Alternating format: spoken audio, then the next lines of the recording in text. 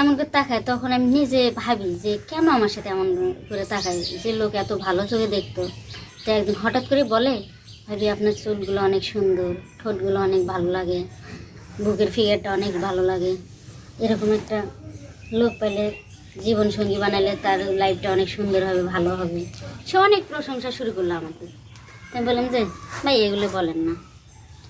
তেমন করে বলার পর তো বলছে, সিরিয়াসলি সত্যি আমি তোমাকে বলছি, তোমার বুক, তোমার চুল, হাসি, ঠোঁট সব কিছু অনেক সুন্দর লাগে আমার। তো যদি কিছু না মনে করো তাহলে একটা কথা বলতে পারি? হ্যাঁ বলতে পারেন। তো একদিন বলে যে তুমি, তোমার কাছ থেকে আমি টাকা পাই অনেকেই, তো তুমি আমার রুমে একদিন আসো, আসলে টাকাটা শোধ করে দিও। টাকাটা আর আমাকে দিতে হবে না। তখন আমি বললাম যে আচ্ছা ভাই, আমি একটু ভাবি, তারপর আপনাকে আমি জানাই। তো এমন করে আমি ভাবতে ভাবতে আমি বললাম যে আমি বাড়িতেও টাকা যেতে পারতেছি না, আমার জামাইকেও বলতে পারছি না, আমি আর কী করবো? একদিনই তো ব্যাপার, থাকলে কি সমস্যা যদি আমার টাকাটা শোধ হয়ে যায়। তখন আমি গেলাম, না কিছু ভেবে আমি গেলাম। যাওয়ার পরে তার কাছে আমি থাকলাম। থাকার পরে বলে যে ভাবি, এত সুখ পাইছি আমি কখনোই পাই নাই, এরকম সুখ পাবো আপনার কাছ থেকে। তেমন করে আমাকে বললো। বলার পর বলছে আর একদিন কি চেষ্টা করা যায় না? তেমন আমি বলছি যে সেটা আমি পরে দেখবো, এখনকারটা তো শেষ, আমি এখন আসি।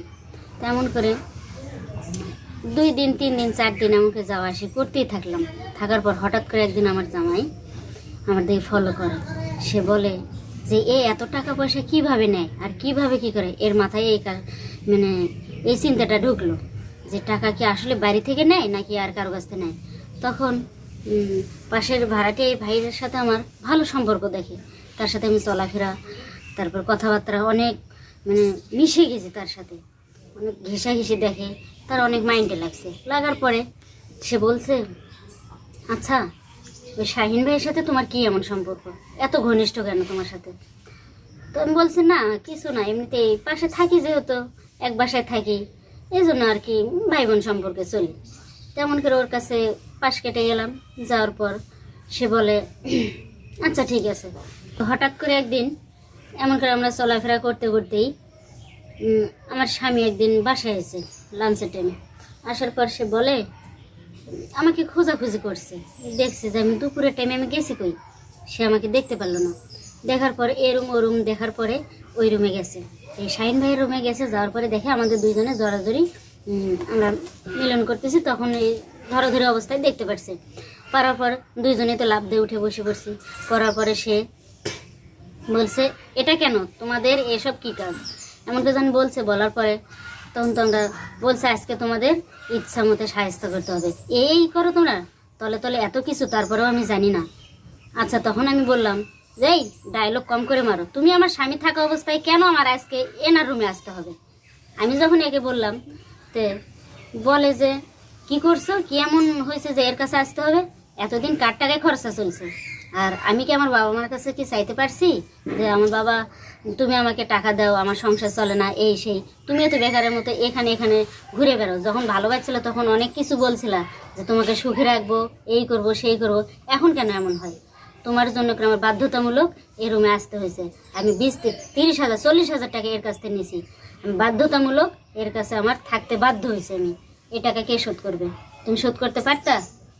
আমি শুধু সব কিছু তোমার জন্য করছি, তোমাকে ভালোবাসি বিধায়, তোমাকে ভালো রাখবো বিধায় আমার এটা করা অপরাধ হয়েছে? তুমি কোথায় নিয়ে যাও বিচারে, চলো আমি যাইতে রাজি আছি। জুতা তোমারে মারে না আমারে মারে, আমি দেখবো। আমাকে বললো যে আচ্ছা ঠিক আছে বাদ দাও তুমি, আমার জন্য সব কিছু হয়েছে। তো আমরা এখান থেকে বাসা ছেড়ে দিয়ে তখন আমরা চলে গেলাম পতিতলয়ে। ও আমাকে নিয়ে গেল পতিতলয়ে, বলে যে এটাই আমাদের নতুন বাসা। আমাকে বলার পর এরকম 10 জন 20 জন 30 জন করে লোক নিয়ে আসে, আমি আর বুঝতে পারি না। ওদেরকে দিয়ে আমার কাজ করানোর পর সে টাকা দিয়ে সে গাঁজা মদ তাস জুয়া এগুলো খেলে খায়। এগুলো করার পরে অনেক দিন যাবৎ গেল। এমন করে করে আমি অনেক অসুস্থ হয়ে পড়ে গেলাম। যাওয়ার পর একদিন পতিতলয়ে এক মামুন এসাই নামে এক লোক আছে। আসার পরে সে আমাকে বলছে, তোমাকে দেখে অনেক মায়া লাগে, তুমি এই লাইনে কেন, তুমি এখানে কেন? আমি তাকে বললাম সব কিছু, আমার বৃত্তান্ত খুলে বললাম, আমার জীবন কাহিনী খুলে বলার পর বলছে, তোমাকে দেখে আমার অনেক মায়া লাগছে, তুমি যদি রাজি থাকো আমি তোমাকে বিয়ে করতে চাই। তো তখন আমি বললাম যে দেখেন, এমন মস্কারা করেন না, কারণ আমাদের মতো মেয়েকে কে বিয়ে করবে? আমরা থাকি পতিতালয়ে, আর আপনি একজন এসআই মানুষ, একজন পুলিশ মানুষ, আমাকে বিয়ে করবেন? আরে পাগলি না, আমি সত্যি তোমাকে সিরিয়াসলি বলছি, আমি তোমাকে বিয়ে করব, তুমি যদি রাজি থাকো। আমি তোমাকে এই আগুন থেকে বাঁচাইতে চাই। আমি ওনার কথায় রাজি হয়ে গেলাম, তাকে বিয়ে করলাম।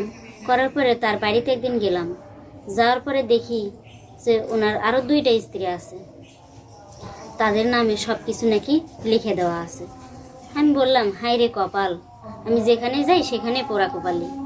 এখানে আসলাম, আমার স্বামী ছাড়া কোনো কিছু ভাগ্যে জুটলো না, শুধু আপনি ছাড়া তো আমার আর কিছু রইল না। আপনি সব কিছু তাদের নামে লিখে দিয়েছেন।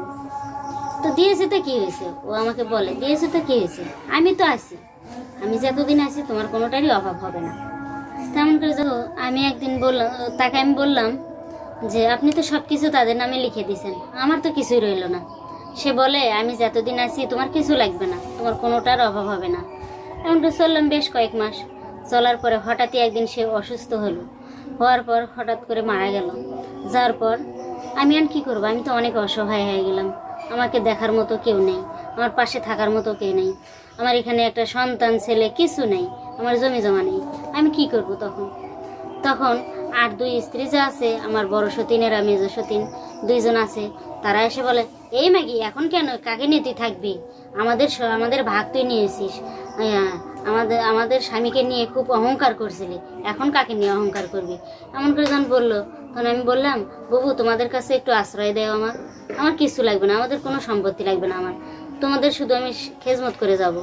কিন্তু অনেক কাকুতি মিনতি করলাম, সে কিছুতেই মানলো না। তারা আমাকে চুলের মুঠি ধরে ঘাড় ধাক্কা দিয়ে ঝাড়ু দিয়ে পিটাই আমাকে বের করে দিল। আমি তখন বাধ্য হয়ে ওখান থেকে চলে আসলাম। আমি রাস্তায় রাস্তায় ঘুরে ঘুরে বেড়াই, আমি কি করব, কোথায় যাব, কি খাবো? আমি তো সব কুল হারাই ফেললাম, আমার বাবার বাড়িতে যাইতে পারলাম না, আমার স্বামীকে ছেড়ে আসলাম। আমি এখন পথ হারায় পাখি হয়ে ঘুরে বেড়াচ্ছি রাস্তায় রাস্তায়। আমি এখন বনের জঙ্গলের পাগল ছাড়া আর কিছুই না। এভাবে বন জঙ্গলে ঘুরে ঘুরে বেড়াতে বেড়াতে এমন করে আর কতদিন চলা যায়? তখন আমি বললাম যে না, আমি আগের জায়গায় ফিরে যাই, আগের জায়গায় ফিরে গেলে ভালো থাকবো, টাকাও পাবো, অনেক ভালো থাকতে পারবো। তখন আমি আবার আমার আগের জীবনে ফিরে গেলাম, আমি পতিতালয়ে। এই আমার কাহিনী।